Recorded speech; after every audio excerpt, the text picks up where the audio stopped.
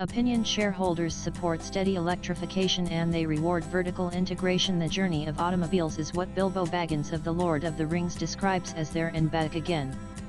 It starts off as electric, turns to the internal combustion engine ICE and comes back to electric. There and back again. The automobile industry has had four pivotal points. First, was in 1881 when Gustav Trouva copyright demonstrated that automobiles his was a tricycle can carry human beings while being powered by batteries. However, the state-of-the-art batteries in the late 1800s were lead-acid batteries, lacking the energy density to power automobiles over long distances. This led to the second pivotal moment, development of the internal combustion engine ICE. Daimler and Benz independently invented the ICE in 1885-1886 and powered automobiles. The energy density of fossil fuel-based sources made ICE-powered cars mainstream and battery-powered electric vehicles were relegated to niche applications and children's toys. This was the equilibrium until an obscure division of Sony in Fukushima, Japan commercialized the lithium-ion battery to power Sony cameras in 1991. Tesla adopted lithium-ion batteries in 2003 and went into production with the Roadster in 2008. This introduction of lithium-ion batteries to make cars electric again was the third pivotal moment in automobile history. This led to global automobile manufacturers adopting electric vehicles and announcing massive electrification expenditures in 2022, and that is the fourth pivotal moment. What started off as electric, came back as electric in the end. However, electrification for any automobile manufacturer is not as simple as replacing the engine with batteries. It involves manufacturing or sourcing batteries, organizing them into packs, which are further organized into modules, which are then integrated into an electric motor-powered drivetrain. Just to understand the scale at which batteries are required, we can evaluate the batteries required to hypothetically electrify only the four-wheelers sold in India in 2024. Assuming a typical sedan requires about 5,000 lithium-ion battery cells, multiply that with the roughly 4.2 million cars sold in India and we look at 21 billion cells or approximately 230 GWh of battery production. This staggering number of battery cells required has caused a worldwide scramble to change business models, announce capital expenditure and set up battery manufacturing plants. In the electrification game, the strategies taken by automakers can be loosely classified into three groups. 1. Accelerated electrification: set strict deadlines to electrify, move entirely to electric vehicles and abandon ICE. 2. Binary electrification: no strict deadline to electrify, sell fully electric vehicles and ICE. 3. Hybrid electrification: no strict deadline to electrify, gently introduce hybrids, plug-in hybrids, and fully electric vehicles. Depending on the maturity of the local automobile industry, companies took a different approach. For instance, car makers in Europe, which traditionally competed in the luxury car segment, had to announce accelerated electrification due to Tesla's initial launch of the luxury Roadster and later Model S.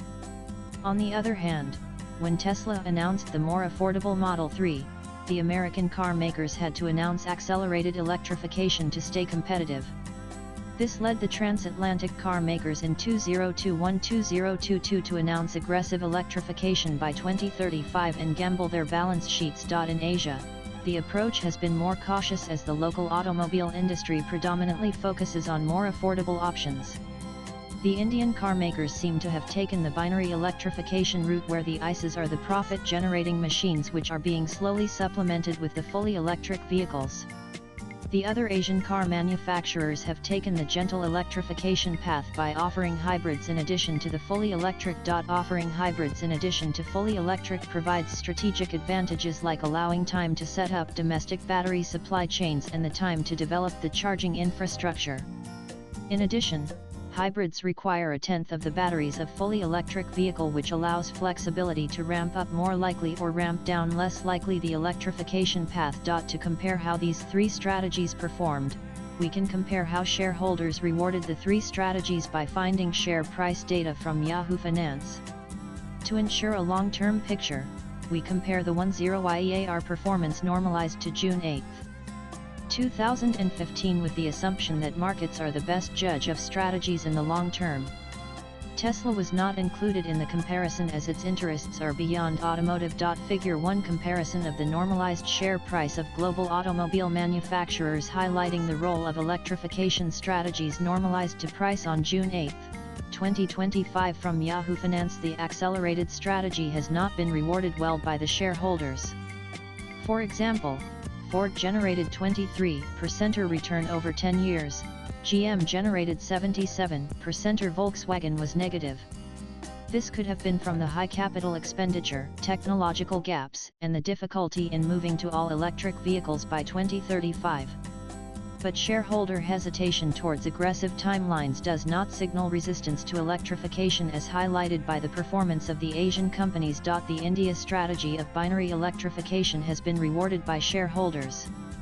Over 10 years, Maruti Suzuki jumped 270% while Mahindra had a 564% return, putting them in the 2 of the 5 best performing major automotive stocks in the world.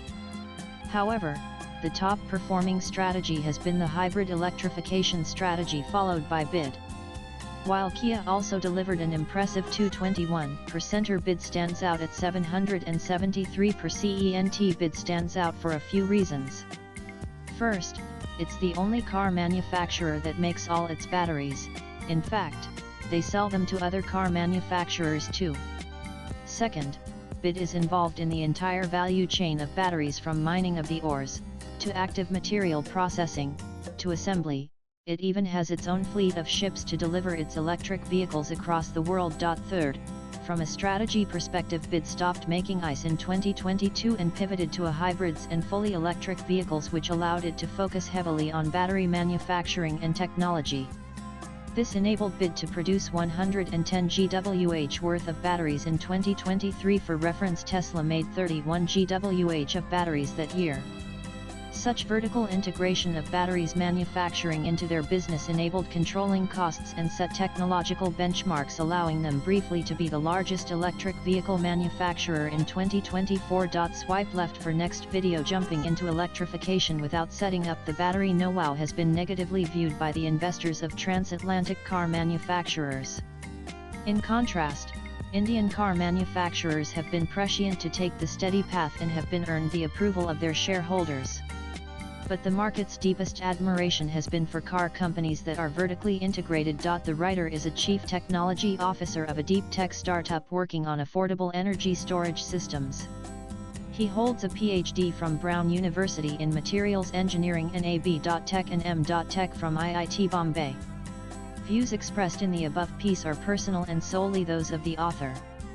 They do not necessarily reflect NEWS18's views. Latest blogs.